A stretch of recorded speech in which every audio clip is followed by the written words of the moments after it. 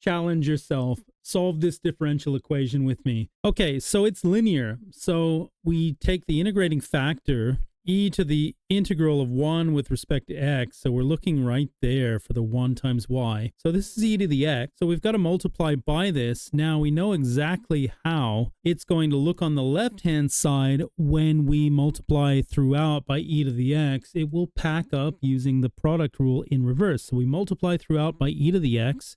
And on the left-hand side, we end up with the derivative with respect to x of e to the x times y equals e to the x times sine of x. All right, and so now this becomes separable, and we can separate this, and so we get e to the x y is the integral of e to the x sine of x. Now, this integral requires integration by parts, so what we do is convert that e to the x into a derivative, and then cancel the dx, so it looks like this. Because the derivative of e to the x is e to the x. Okay, now using integration by parts, this is the product of these two minus the integral of the other way around. But now this, we want to put in dx and view this as a derivative. Okay, and so that's how we finish it off. The derivative of sine is cos. But we need to do this trick again, as in integration by parts again. Okay, so when we do that, we've got this. Okay, so differentiating cos, we get minus sine.